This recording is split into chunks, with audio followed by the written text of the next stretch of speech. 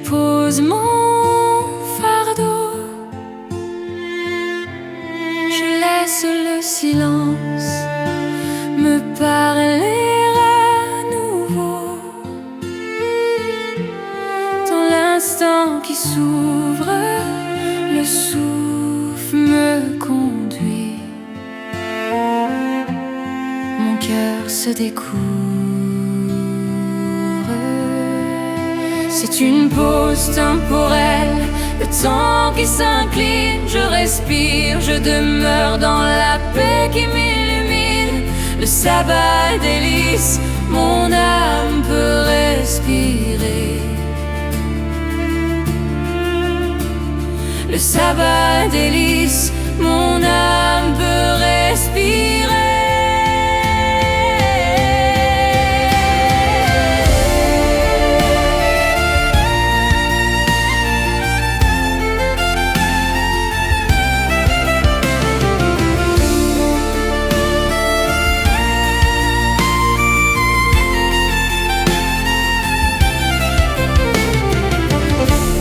C'était dans le recueillement. Je vis, je respire lentement. Sabbat délice, mon âme te dit merci. Sabbat délice, merci.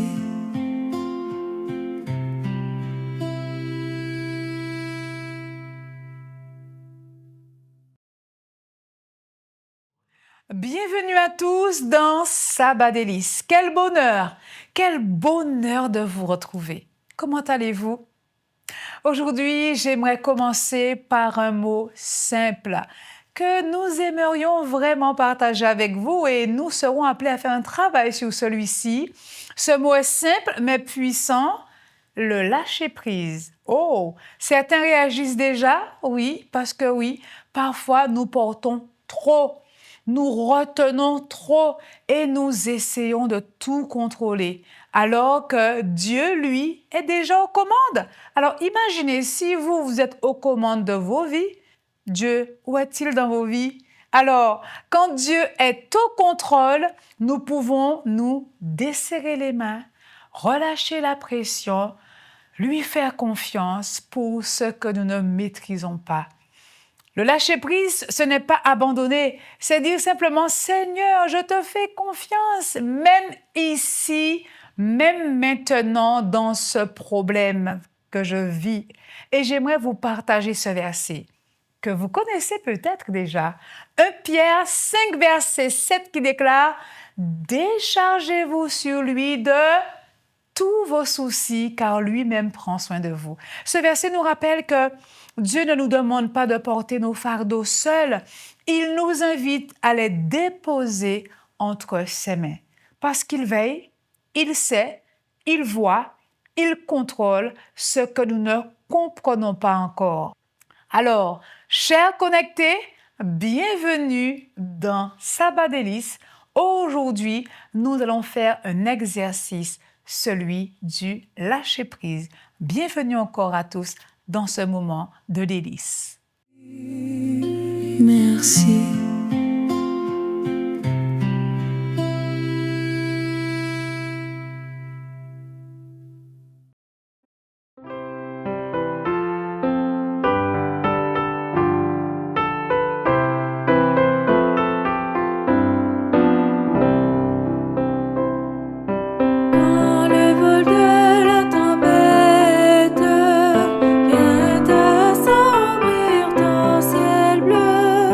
Oh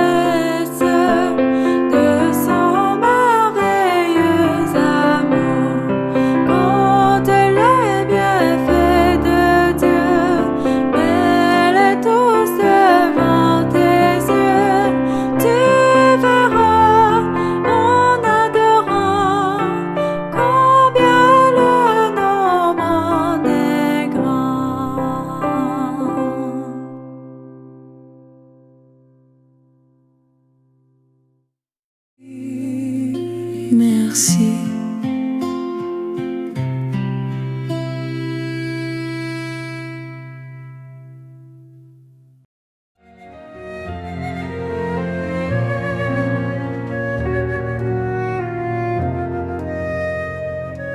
Mon âme bénit l'Éternel,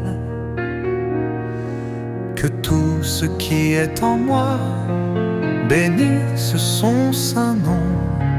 Mon âme bénit l'Éternel et n'oublie aucun de ses bienfaits. C'est lui qui pardonne toutes tes iniquités,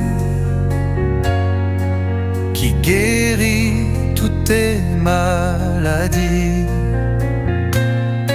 C'est lui qui délivre, qui te couronne de bonté et de miséricorde. Mon âme bénit l'Éternel. Mon âme bénit l'Éternel. Que tout ce qui est en moi bénisse son saint nom. C'est lui qui rassasie de bien ta vieillesse, qui te fait rajeunir comme l'aigle.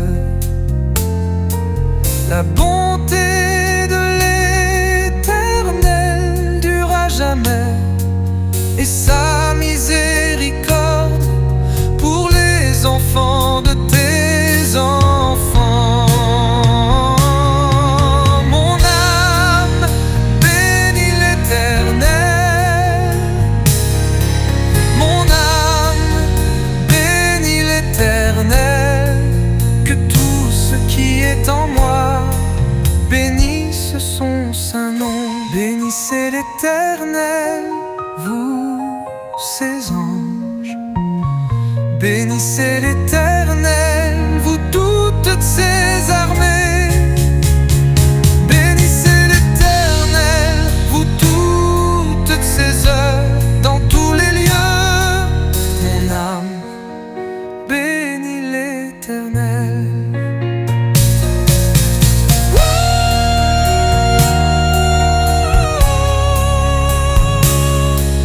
Mon âme bénit l'Éternel. Mon âme bénit l'Éternel. Que tout ce qui est en moi bénisse son saint nom.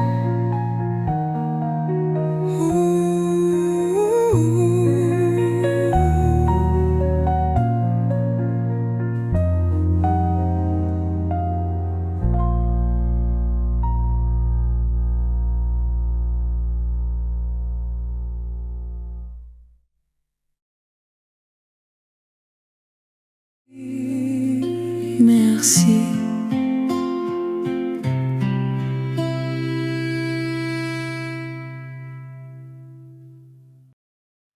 Aujourd'hui, comme je le disais, nous ferons un zoom sur 1 Pierre 5, verset 7. Déchargez-vous sur lui de tous vos soucis, sans exception, car lui-même prend soin de vous. Ce verset a été écrit pour des croyants qui traversaient la pression, la persécution, l'inquiétude et l'incertitude. Pierre s'adresse, lui l'auteur, à des hommes et des femmes qui avaient peur de l'avenir, qui se demandaient comment tenir, comment résister, comment continuer. Ce n'était pas un verset lancé dans un moment tranquille, c'était une parole donnée en plein tumulte à des cœurs fatigués. Et le mot grec ici utilisé pour « déchargez-vous » est un mot assez fort qui signifie littéralement jeter d'un coup, lancer loin de soi, déposer brusquement sur quelqu'un d'autre. Pierre ne dit pas déposez délicatement vos soucis, il dit selon ce mot, jetez-les, débarrassez-vous-en complètement. Pourquoi? parce que Dieu est capable de porter ce qui nous écrase. Et pour souci, Pierre utilise un mot assez particulier, un mot grec qui est mérimna, qui signifie les inquiétudes qui divisent l'esprit, celles qui dispersent notre paix, celles qui vous empêchent de dormir, celles qui vous tirent dans 1000 directions. En fait, chers connectés, ici, Pierre dit « Jetez sur Dieu tout ce qui vous déchire intérieurement, car lui seul vraiment, mais vraiment, est capable de prendre soin de vous mieux que vous-même. » Ce verset choisi est important parce que c'est un appel d'abandon, un appel au vrai lâcher-prise. Pas celui qu'on fait à moitié, pas celui qu'on dit sans y croire, mais celui qui reconnaît Dieu au contrôle de sa vie. Alors plus que jamais, cet exercice n'est pas facile. Je peux l'entendre d'ici, je peux entendre cette phrase disant « Oh oui, ce n'est pas si facile que cela. » C'est vrai, mais dites-moi, chers connectés, avec Dieu, tout est possible, n'est-ce pas? Nous pouvons demander à Dieu, Seigneur, apprends-moi à tout lâcher entre tes mains. Et cet exercice, nous aimerions vraiment que tu commences à le faire aujourd'hui, à le mettre en pratique. C'est un ordre qui libère, une vérité qui apaise et une promesse qui ne faillit jamais. Alors plus que jamais, laissez Dieu diriger ce qui vous chagrine aujourd'hui et déchargez-vous sur lui entièrement. Merci.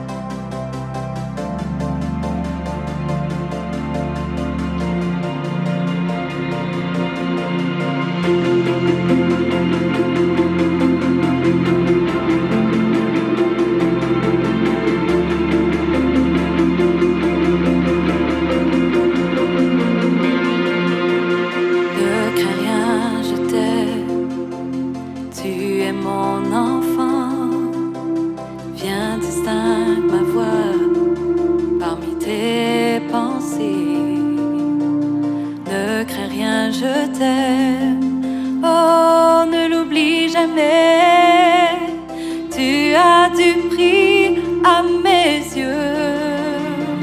Approche-toi de moi, je connais ton cœur, confie-toi en moi, je tiens mes promesses, recherche ma voie pour bâtir tes pensées. Décharge-toi sur moi, savoure ma liberté.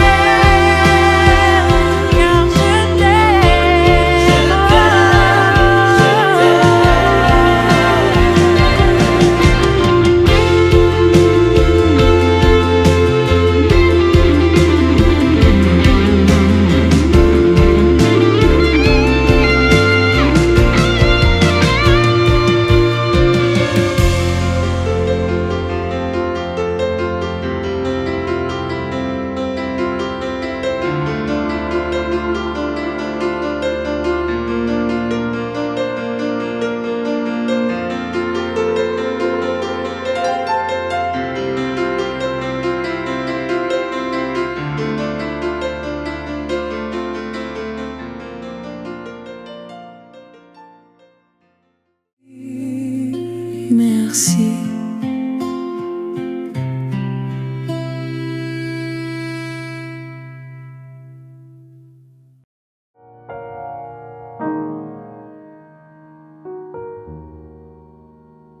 Je suis extrêmement heureux de vous retrouver pour ce nouvel épisode de Sabbat délices.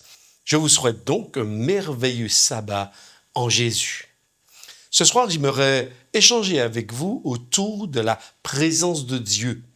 Et le thème que j'ai choisi et le titre de cette réflexion est « Jamais tout seul ». Non, jamais tout seul.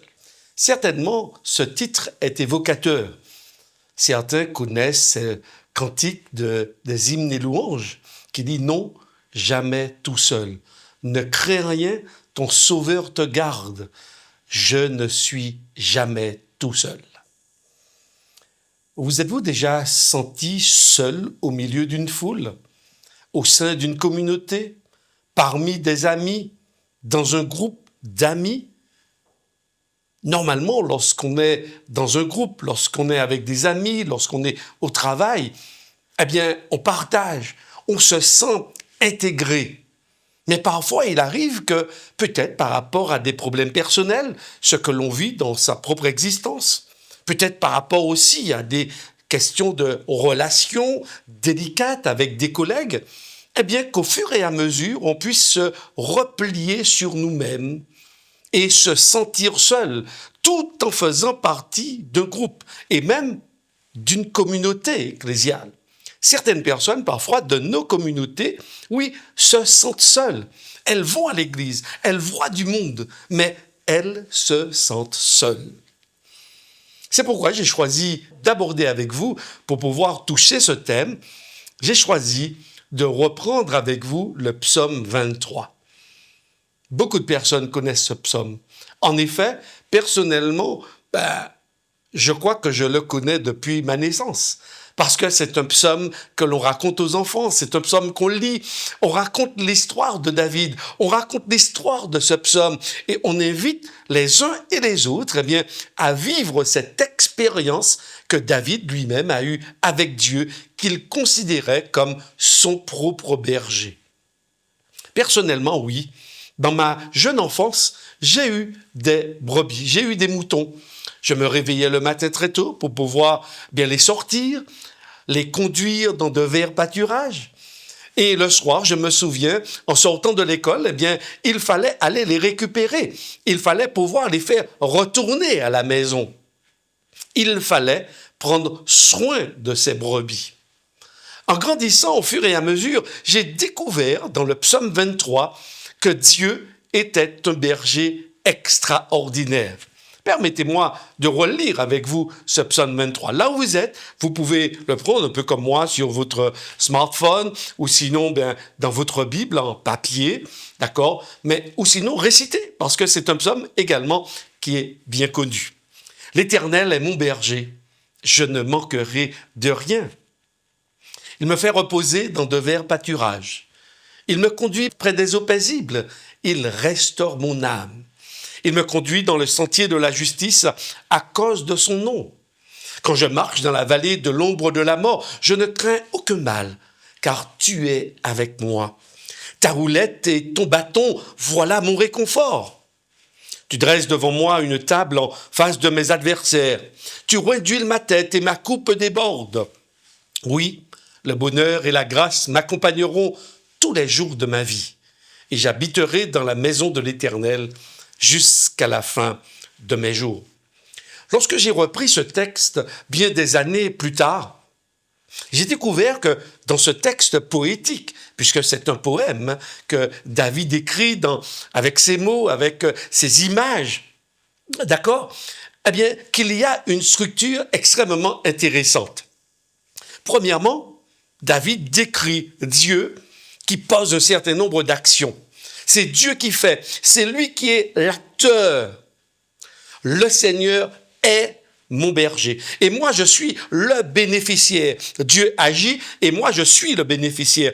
Le Seigneur est mon berger. Il me fait reposer.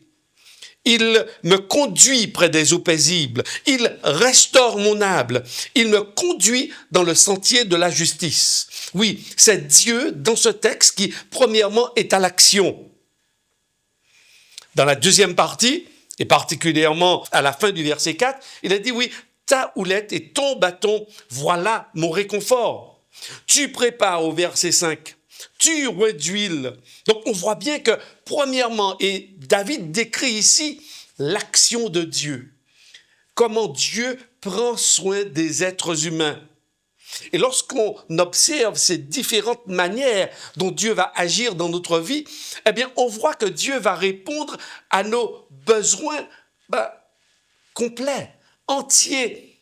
Aucun n'est laissé de côté. Et c'est pourquoi, d'ailleurs, David, ici, eh bien, il présente Dieu comme étant un bon berger, celui qui s'occupe de la nourriture, celui qui prévoit également, non seulement pour aujourd'hui, mais pourvoit pour le lendemain et les mois à venir. Mais il est aussi celui qui restaure, celui qui guérit, celui qui prend soin. Il est aussi celui qui conduit. Mais vous observez dans ce texte que Dieu, dans tout ce qu'il fait pour l'être humain, ses actions sont extrêmement positives. Aucune n'est négative.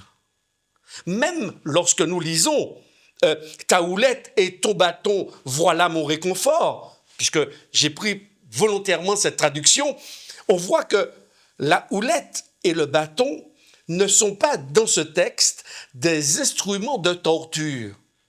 Ils ne sont pas pour faire mal. Le bâton du berger sert justement pour la défense des brebis. C'est par rapport aux adversaires, c'est par rapport aux ennemis, c'est par rapport aux bêtes sauvages. D'ailleurs, dans la Palestine, pour ceux qui ont eu l'occasion d'y aller, eh bien, vous découvrez que c'est quand même un pays suffisamment montagneux, escarpé. Effectivement, il y a des vallées, il y a des points hauts, des points bas. Et effectivement, David qui sortait ainsi avec ses brebis, il voyait bien que parfois certaines s'échappaient. Il devait lui-même aussi traverser des vallées. Mais derrière les rochers, au-dessus de lui, pouvaient se cacher des bêtes féroces, des brigands voulant récupérer son bien, voulant récupérer son troupeau. Il lui était utile d'avoir justement un bâton pour pouvoir prendre la défense de ses brebis. La houlette, c'est justement un bâton un peu long, recourbé juste au bout, pour permettre justement de guider, de donner la direction aux brebis, pour ramener aussi celles qui ont tendance à rester de côté, à s'éloigner un petit peu. Eh bien, la houlette permet justement de ramener. Et c'est pourquoi dans le texte, il est dit au verset 4, la fin, « Ta houlette et ton bâton, voilà mon réconfort. » C'est quelque chose de rassurant. La houlette et le bâton ne font pas peur à la brebis. Ça veut dire que dans ce texte imagé, nous sommes les brebis. Dieu donc est le berger. Nous n'avons donc rien à craindre parce que justement Dieu prend notre défense. Il nous ramène même lorsqu'on a tendance à s'écarter, involontairement ou volontairement. Et je vais y revenir dans un instant. Eh bien, Dieu est là. Mais notez également qu'au début du verset 4, l'acteur change. L'acteur n'est plus Dieu, mais c'est l'homme. Lorsque moi je marche dans la vallée de l'ombre de la mort. Ce texte est très intéressant et il est au cœur justement de la structure de ce texte. Au cœur, qu'est-ce qu'on trouve? L'action de l'homme. Et quelle est cette action de l'homme? Eh bien, il s'écarte du chemin que Dieu lui a proposé. Il se trouve là dans la vallée de l'ombre de la mort. Et on comprend bien que David décrit cette vallée de l'ombre de la mort comme étant quelque chose de négatif, quelque chose d'effrayant. Oui, ça ferait référence à la mort, à la souffrance, aux difficultés, aux problèmes auxquels on peut être confronté en tant qu'être humain. Oui. Le monde dans lequel nous vivons, c'est un monde également qui fait peur. Et nous sommes un peu comme ces brebis au milieu, traversant cette vallée, ne sachant ce qui nous attendra au prochain détour. Mais David dit, et il note, Oui, même lorsque je marche. Ça veut dire que c'est moi qui ai pris cette direction. Je suis sorti peut-être du sentier que Dieu avait préparé pour moi et je me suis retrouvé donc, oui, dans la vallée de l'ombre de la mort. Je suis peut-être là tout seul. David dit, et il précise, « Tu es avec moi. » Même lorsque je prends la décision d'aller prendre de l'herbe, d'aller brouter, d'aller prendre de l'eau ailleurs, sortir du chemin de Dieu, le texte et David est en train de nous rappeler que Dieu ne nous abandonne pas. N'est-ce pas intéressant d'observer dans ce texte que nous ne sommes jamais tout seuls? Oui, nous pouvons tourner le dos à Dieu. On peut fermer les oreilles, on peut vouloir fuir loin de Dieu. Mais même lorsque nous voulons fuir Dieu, même lorsque nous nous trouvons dans les situations les plus compliquées de notre existence, le texte et David nous rappellent, « Tu es avec moi. » J'aimerais, cher ami, te rappeler aujourd'hui que non, jamais tu n'es seul. J'aimerais que tu puisses visualiser en toute circonstance la présence de Dieu. Ce n'est pas simplement un mot ou des mots écrits sur une feuille de papier, mais c'est quelque chose de réel. Dieu voudrait que tu prennes conscience, premièrement, qu'il prend soin de toi, il veille sur toi. Et même face à tes ennemis, il dresse une table. Il vient être là. Il y a un repas qui est préparé. Il veut que l'on demeure auprès de lui. Dieu, même lorsque nous l'abandonnons, lorsque nous nous écartons, il ne nous abandonne jamais. Jusqu'au bout, il y a de l'espoir avec Dieu.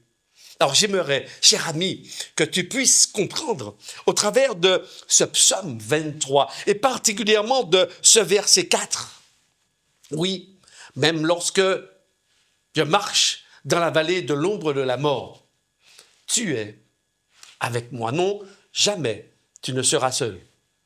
Mais prends conscience de la présence de Dieu. Et cette présence de Dieu fera que tes craintes, tes peurs, tes difficultés, eh bien, il va les surmonter pour toi.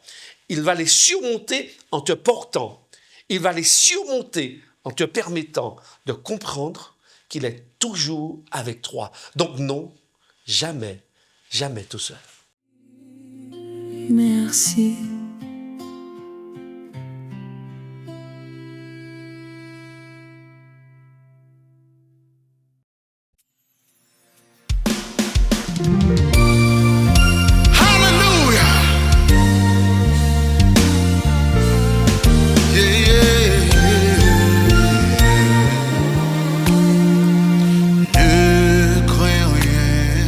Je t'aime, je suis avec toi.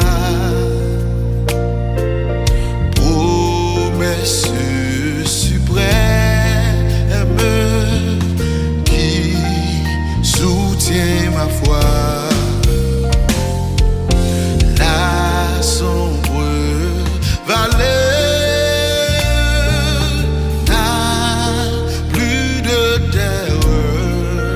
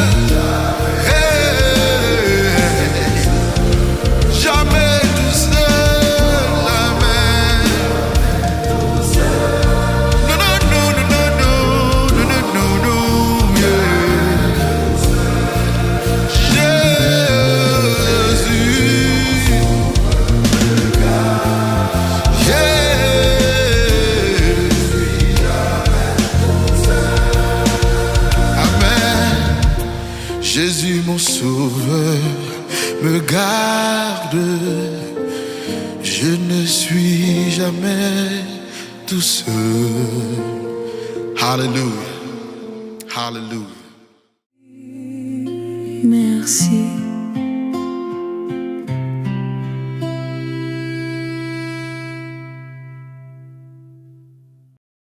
Ça y est, c'est l'heure de nous quitter. Chers connectés, merci d'avoir partagé ce moment avec nous.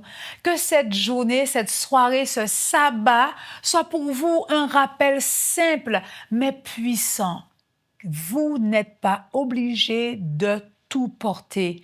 Le Dieu qui vous aime peut porter ce qui vous dépasse, ce que vous avez entre vos mains et que vous refusez de lâcher. Dieu te dit, laisse-moi être ton porteur à vie.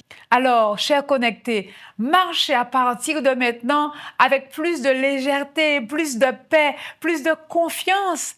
Lâchez ce qui vous fatigue et gardez ce qui vous élève.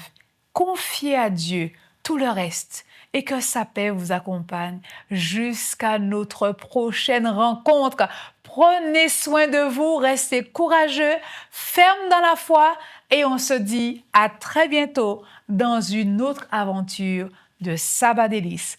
À bientôt!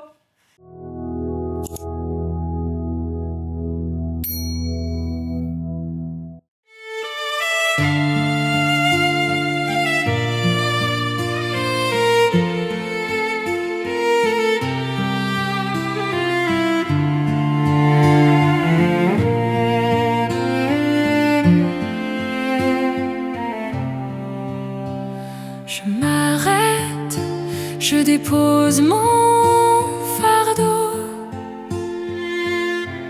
Je laisse le silence me parler à nouveau. Dans l'instant qui s'ouvre, le souffle me conduit. Mon cœur se découvre.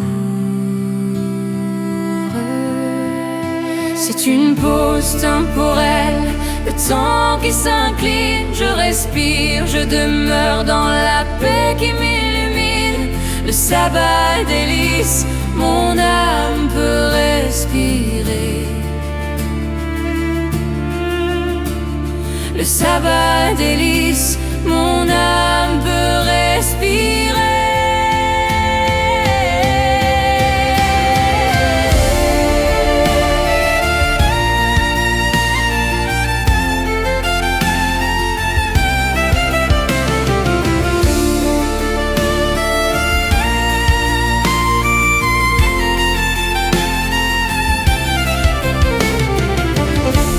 Se tait dans le